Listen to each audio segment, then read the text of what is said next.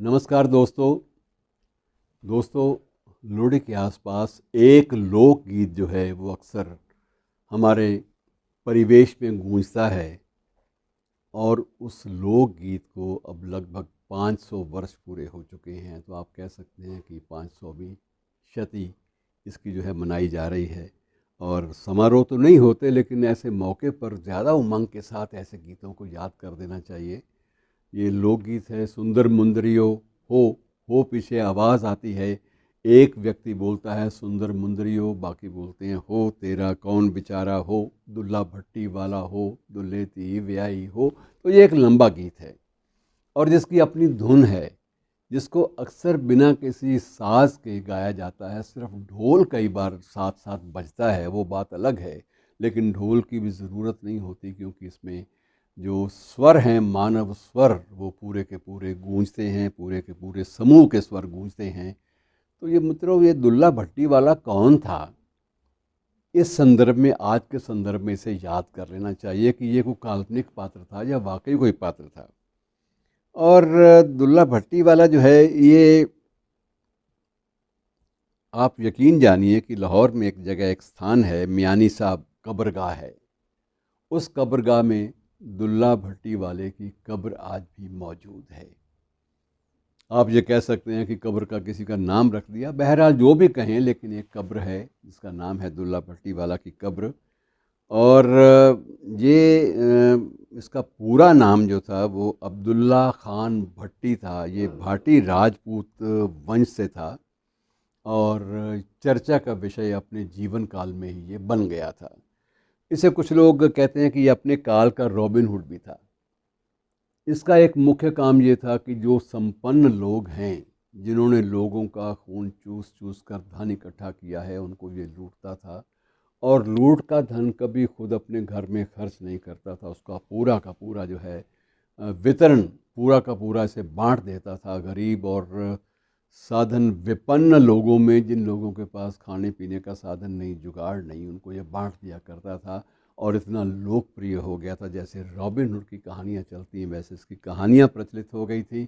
और ज़िंदगी में इसका एक और ज़ौक़ और शौक़ था कि ये गरीब कन्याओं की शादियां हर साल करवाया करता था।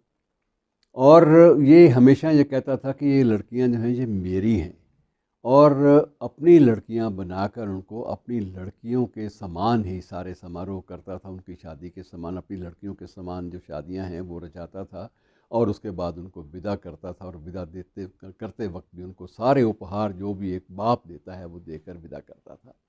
तो ये शख्स अपने काल में, अपने अपने उस काल में बेहद लोकप्रिय था। ये मित्रों, ये इसकी कहानी चलती है अकबर के काल से, जब दिल्ली में सम्राट अकबर का शासन था। और उस वक्त ये था कि दुल्ला भट्टी का जो ख़ानदान था वो एक बात के लिए जाना जाता था कि जो सूबेदार हैं, जो मुग़ल सम्राट के सूबेदार, जो जबरन टैक्स वसूली करते हैं और जुल्म ढाते हैं, उनके ख़िलाफ़ लड़ने का काम इसका ख़ानदान किया करता था। और उसका ख़ानदान चर्चा में भी इसलिए था कि ये ज़बरन टैक्स वसूली के ख़िलाफ़ लड़ते हैं, और ये जो बेइंसाफ़ी होती है लगातार, उसके ख़िलाफ़ अपनी जंग भी लड़ते हैं। और उसके बाद जो भी उस लड़ाई से या लूट से पैसा इकट्ठा होता है, उसको गरीबों की बेहतरी पर और गरीब कन्याओं की शादियों पर खर्च करते हैं।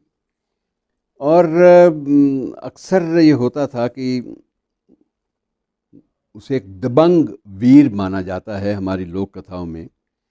और बाद में उसे ये हुआ कि एक बार ये भी ऐसा भी वक्त आया जब उसे धोखे से ये कैद किया गया कि शहनशाह अकबर ने तुम्हें बुलाया है। और उसे बुलाया गया ये कह कर कि शहनशाह चाहता है कि वो तुम्हारी जो जो चीज़ें तुम समझते हो नाजायज़ हो रही हैं, वो सारी मांगे मंजूर करे और तुम्हारा एहतराम करे, और तुम जो कहो वही वो घोषणाएं राज दरबार से करे।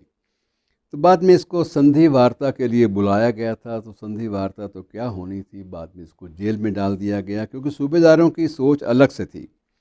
और बाद में उसे कोतवाली के बाहर फांसी पर भी चढ़ा दिया गया। तो ये सारी कहानियाँ, किस्से इसके बारे में प्रचलित हैं।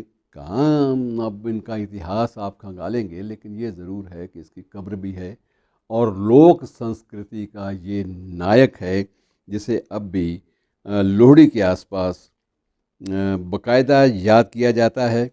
मित्रों, आपको कभी कभी अजीब लगता होगा कि हमारे लोक संस्कृति में जो डाकू है वो भी महानायक है।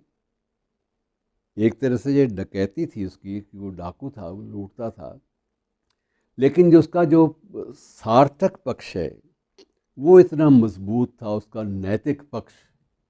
उसे डाकू बिल्कुल लोग कहना या कहलवाना ना वो खुद पसंद करता था, न लोग उसे डाकू कहते थे कि ये तो जो करता है, अगर अन्याय के खिलाफ ये लड़ता है, जंग भी लड़ता है, तो ये डाकू नहीं कहा जा सकता, ये महानायक है।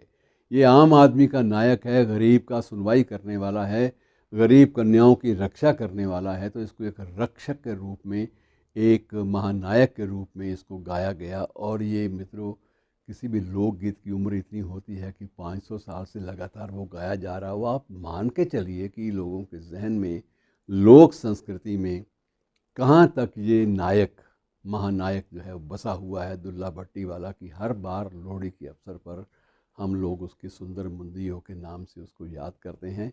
और सुंदर मुंदरियों मतलब ये है कि आम आदमी, बच्चे और लड़कियां, जवान जो हैं, जो भी मांगने जाते हैं लोहड़ी, और अलग अलग लोकगीत बड़े प्यारे प्यारे इसमें जुड़े हुए हैं कि जिस घर से कुछ ना मिले वहाँ कहते थे कि आँखों छोरो हुक्का, ए घर भूखा।